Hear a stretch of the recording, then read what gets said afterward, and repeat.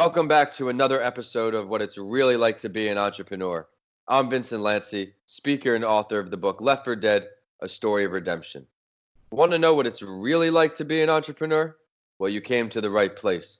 Whether you're already an entrepreneur, or looking to start your journey tomorrow, or are just someone who needs a little extra motivation to get through the day, this is the perfect podcast for you.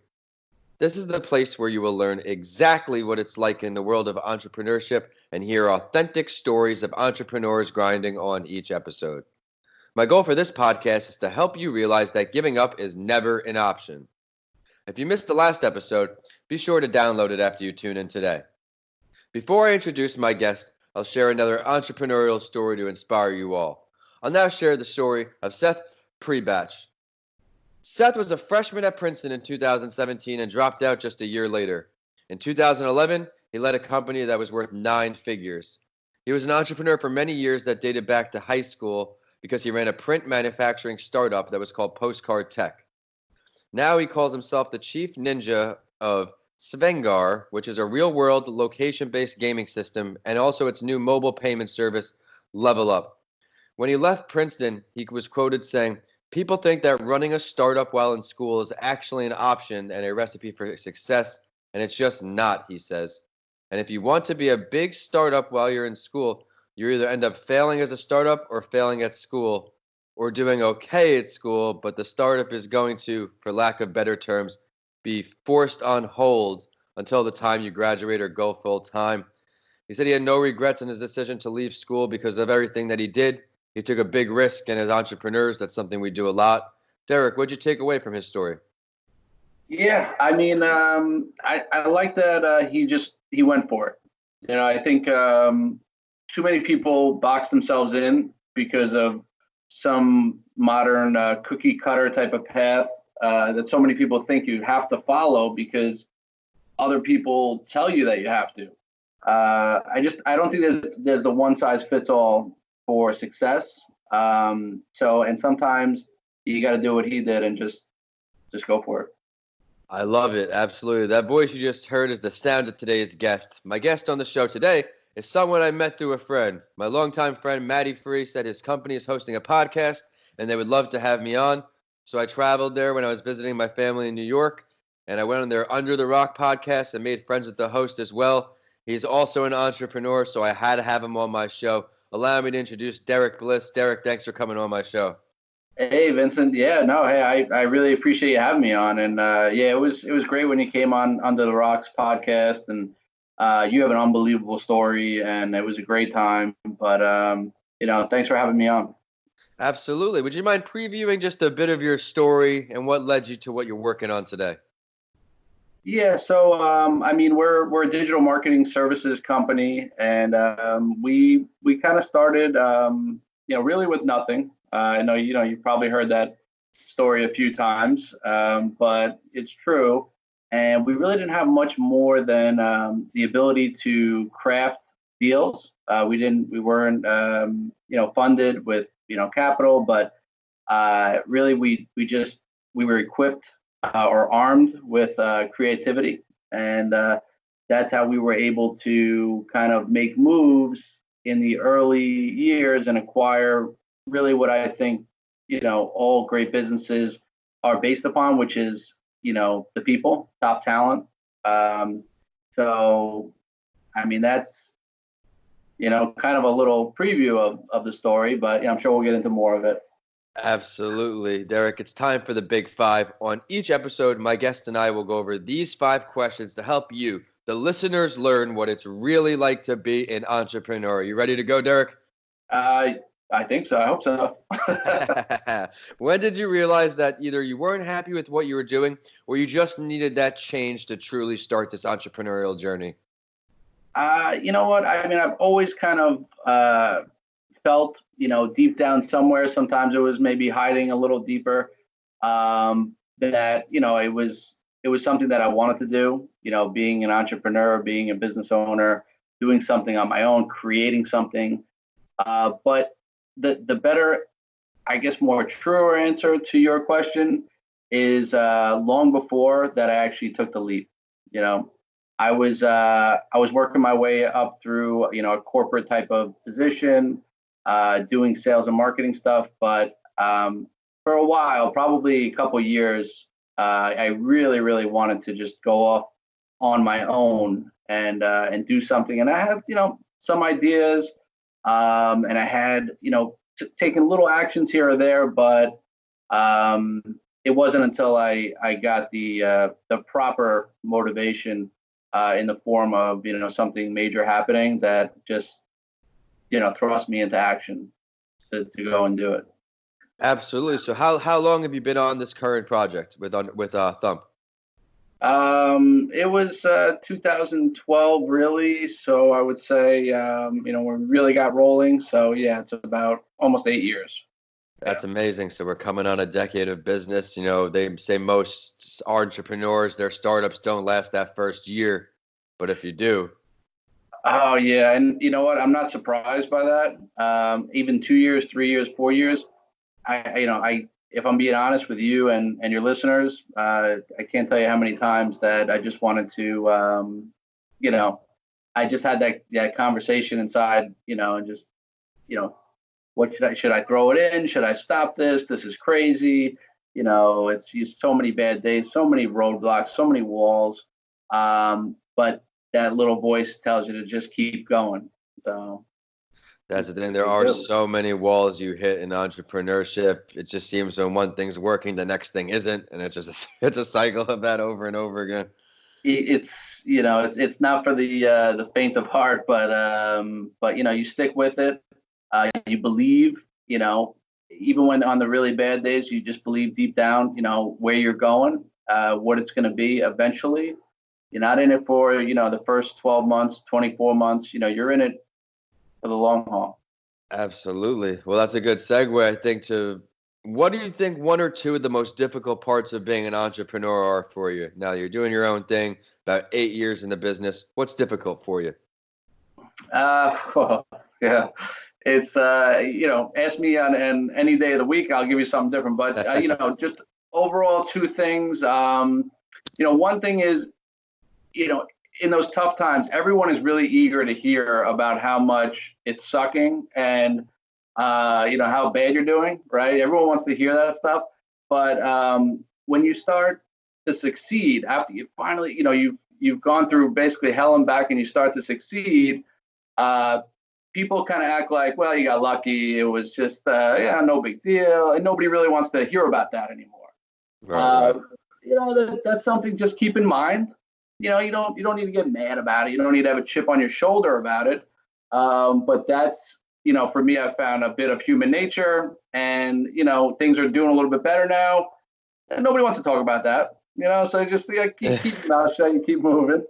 The other thing is, the working 7 jobs, or throw whatever number you want to throw. Yeah, let's talk about that. But, you're working a high number of different jobs, and you're getting paid a lot of times, for zero jobs, right? You have no promise. There's nobody sitting there promising you anything that, this is going to pan out. For sure it's going to work. You're on a tightrope and you have no safety net below you, right? So, I think one of the saddest things is when people, pour their heart and souls into businesses like a restaurant or a shop, and it just doesn't work out. But even sadder than that is if they don't keep going because of that. Because if they do keep going, they try to push forward and make the corrections and learn from what happened and don't give up, you are going to be successful. But it's hard. There's nobody guaranteeing you anything, and you got to know that going in.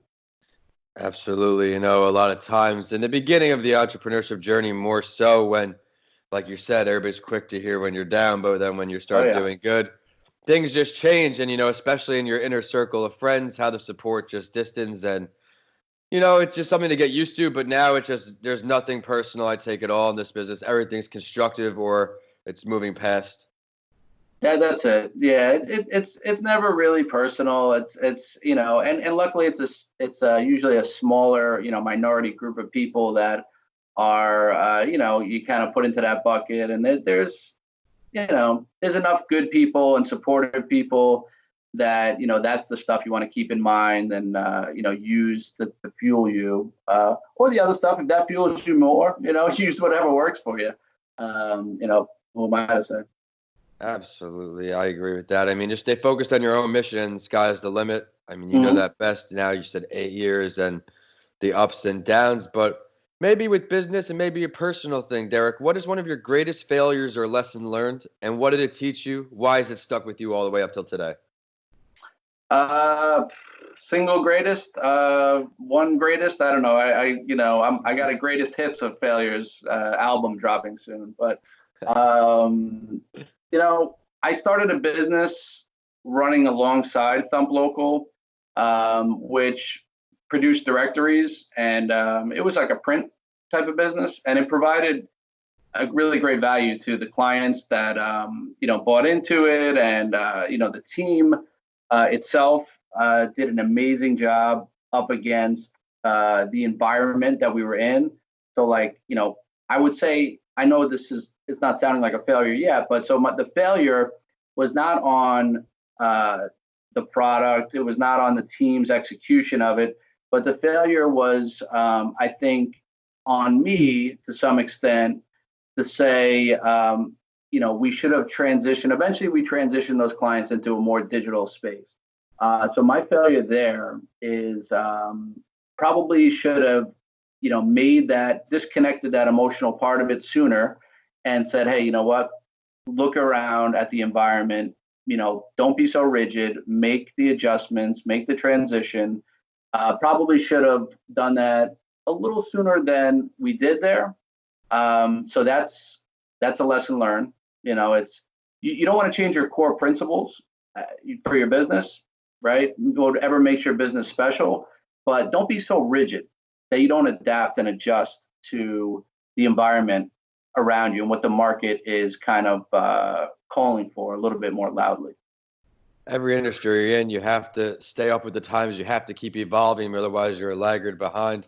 Very true with the technology and digital age, like you're saying. There's a window where a lot of companies might probably didn't make that window. To be Yeah, honest, a lot of companies who did wait, it was a split second if you think about it. yeah. AOL back in the day, and No, it's yeah.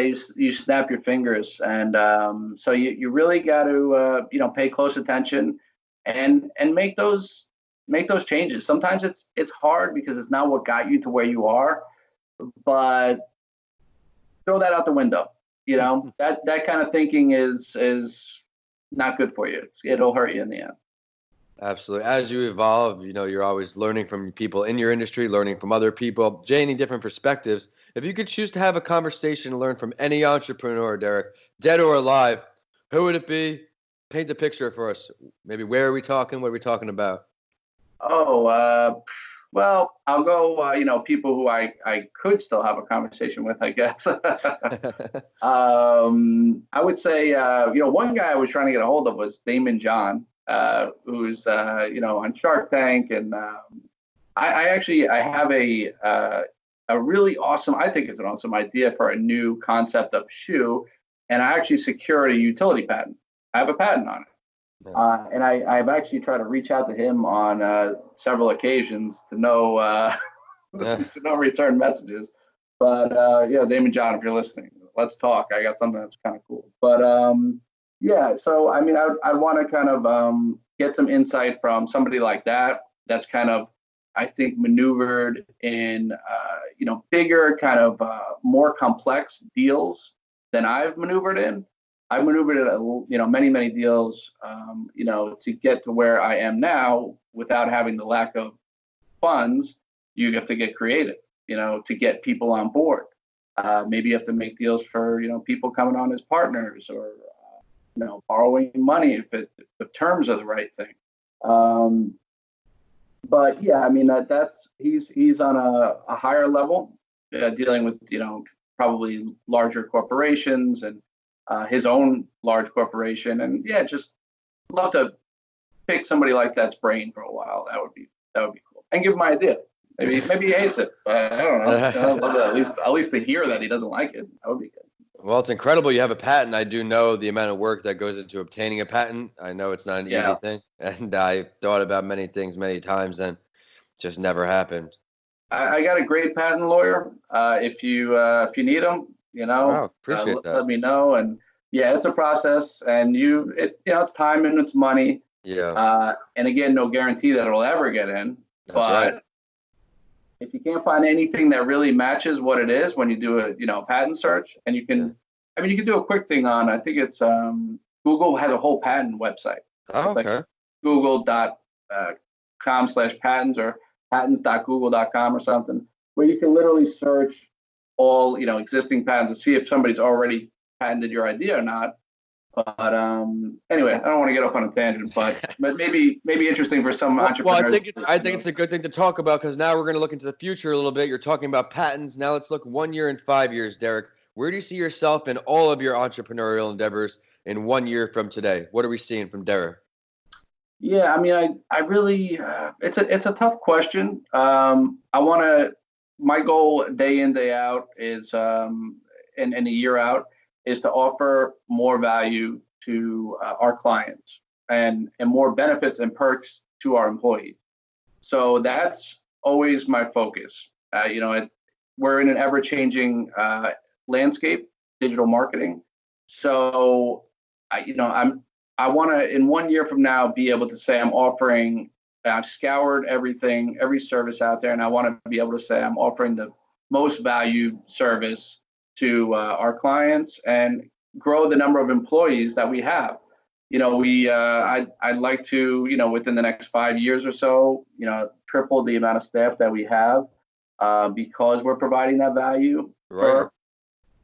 We've created kind of a pretty cool culture at Thump Local. And the team, the members of Thump, they're amazing people, and they really enjoy, I think, coming to work every day and sort of the family atmosphere that we have here. And I just want to be able to bring more people into that, and change people's lives, for our customers and for our great team members. We help our clients to really grow their business, and they get to hire more customers based on the marketing that we do. Their phones ring more. They need more staff to handle their work. So I know it's not that specific, but that's kind of, Oh yeah, I've been there, and it is a pretty special thing you got going on there. You feel it when you walk in the door, when everybody starts interacting with you. It's a nice culture you've built there. But let's delve a little deeper then. 5 years out, what are we saying? Yeah, 5 years. Well, I mean, as far as the Thump Local goes, I mean, I just want to continue to grow out. We're in several states now, so keep adding more states of Right. where we have an impact on people's businesses. 5 years, maybe we've covered half the United States. I think we're in about 6 states right now. Yeah, so I think that's realistic, and I have other interests as well. So in 5 years, maybe I'm kind of starting the ball rolling on some of my other entrepreneurial endeavors, and I'm sure you have other people that come on this show that it's usually not just a one-time situation where you've kind of started a business. I've started several businesses already. Yeah. And I have a lot more ideas in mind, but you just have to be smart about it. You just can't go off in too many directions. You're only one person. You get a sound team in place, and that allows you eventually to focus a little more on maybe another idea. If you have the right people surrounding you, you can do amazing things, but don't do that too quickly, where everything's dependent on you, and now you're stretched too thin. And basically what happens is you're juggling too many balls, they all drop. So, don't want to kill anybody's enthusiasm. Enthusiasm makes the world go round, but, just be smart about it. Think it through. Yeah, a lot of times you hear, and it comes up sometimes in the podcast, where the team is everything. You can be the best, but you need the team around you. I've had a few people on the 100%. podcast credit their team as well, so I do enjoy how you did that because you have to appreciate those around because they help you grow and you grow from them. Everybody's perspectives helps everybody grow emasculate. Absolutely. I mean, if you're looking to start any type of business, you want to be successful, start looking around to find, top people to get on board, whether that's through smart partnership deals or, borrowing money or however you have to do it, but get good people and you'll see it start to, like magic, start to take off. Absolutely. People, people, people. Well, thanks so much, Derrick, for coming on. I know our Absolutely. listeners are going to see all the value in our episode today. I enjoyed Great. how you started the Big Five with talking about how you always felt the need to be an entrepreneur and you followed your dreams and did it right into the difficult parts and then why you wanted to choose. Man, I loved everything about your episode. You had a great job today. Thank you. Awesome. It's time for the last word, though, Derrick. Is there something you want to say to our listeners that we didn't get to touch on today? The most important thing is I think we kind of started the show and we'll end it maybe the same way. Is go for it. It may start out as something that it is not exactly what it's going to end up being. Business is a living thing.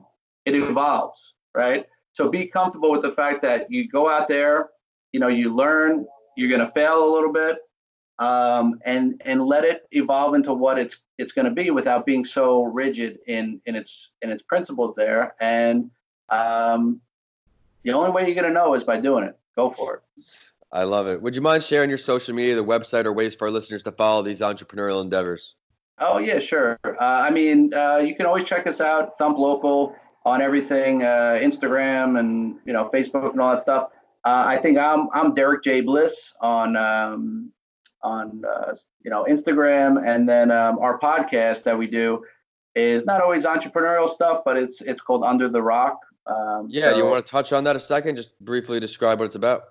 Yeah, it's basically we're on this journey to kind of get to know people on a little deeper of a level, kind of knowing their stories and where they come from and what makes them who they are, what's kind of below the surface. Like a lot of times we know people from hey, this is what you look like, this is what you do for a living, this is how you speak, this is where you come from. But we want to dive a little deeper and kind of start to understand people and their story, and maybe get their message out there, because everybody has a story, and a lot of times there's some really interesting stuff we can find out. So that's the gist of it. Yeah, I had a great time on there. Remember to check out the show on Instagram and Facebook at your favorite morning podcast, and on Twitter at Podcast by Lanci. Of course, my handles are at Vincent A. Lanci on all social media and YouTube, and my website is vincentalanci.com. Be sure to check out my book, Left for Dead, A Story of Redemption, on Amazon now, but be sure to DM me or email me. I want to hear what you think. If you enjoyed today's episode, please continue listening and rate what it's really like to be an entrepreneur 5 stars. I work hard to find value delivering stories for you on each episode. And as always, I will end the show with a quote that inspired me and know it will for you too. And this one's from Vijay Sharma, founder of Paytum. He said, if you are not getting traction on your idea, you try a few things. You try pushing harder, cleaning up something, building up to something aggressively, but if it doesn't get traction, then don't bother. Thanks for listening, and I'll see you all in the next episode of What It's Really Like to Be an Entrepreneur.